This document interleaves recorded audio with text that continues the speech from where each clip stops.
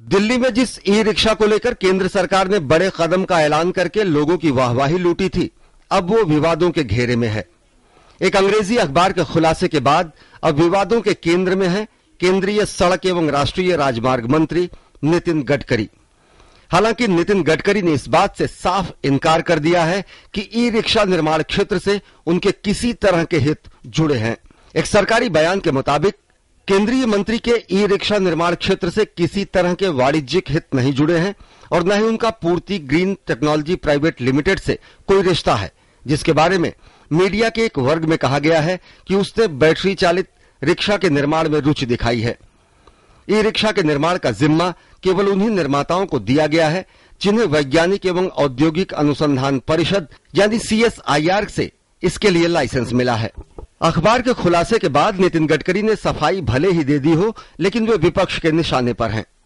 नितिन गडकरी जी व्यवसायिक पहले हैं, राजनेता बाद में हैं, तो स्वाभाविक है जो कर रहे हैं उनको वही करना चाहिए। E-rickshaws are good for the country. They are good for the environment. They are good for the city. Less pollution, renewable energy. Now that should be supported.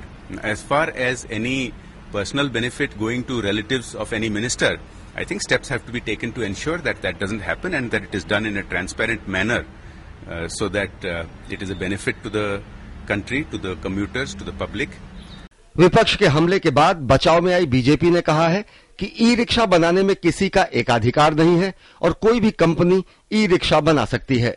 Lakhs of people, and it involves lakhs of families, millions of families that are dependent on it, and any change that was being brought in the law was essentially to benefit the millions of people and who are involved with this directly and indirectly. With regard to the question of manufacturing, Mr. Gadkari has nothing to do with that company. He has no interest in that company. There is no monopoly with that company. And I think more importantly, anyone can go ahead and undertake the manufacturing. There is no restriction also on it. ये पूरा मामला है 2 हफ्ते का, जब दिल्ली में e rickshaw पर चल रहे आंदोलन के बाद नितिन गडकरी ने ई रिक्शा पर लगे बैन को खत्म करने के लिए कानून में बदलाव का ऐलान किया था। 17 जून को दिल्ली के रामलीला मैदान की रैली में नितिन गडकरी ने ऐलान किया था कि दिल्ली में अब 650 वॉट की बैटरी वाले ई रिक्शा सड़क पर चल सकते हैं और इसके लिए लाइसेंस की भी जरूरत नहीं होगी।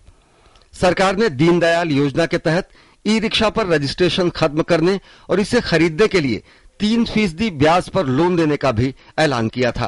अंग्रेजी अखबार द इंडियन एक्सप्रेस का दावा है कि गडकरी के इस फैसले से दिल्ली के 1 लाख ई रिक्शा चालकों के साथ साथ गडकरी के परिवार से जुड़ी एक कंपनी को भी फायदा होगा। अखबार के मुताबिक नागपुर की इस कंपनी का नाम है पूर्ति ग्रीन टेक्नोलॉजी प्राइवेट लिमिटेड। 2011 में जब ये कंपनी रजिस्टर की गई थी तो इसके फाउंडर नितिन गडकरी थे। 2011 तक वे कंपनी के चेयरमैन भी रहे। फिलहाल इसके वर्तमान में डायरेक्टर नितिन गडकरी के बहनोई राजेश तोतड़े हैं। भले ही नितिन गडकरी और बीजेपी दोनों ने इस मामले में सफाई दे दी हो, लेकिन सरकार का यह फैसला विपक्ष के लिए हथियार तो बन ही गया है। News right desk, DD news.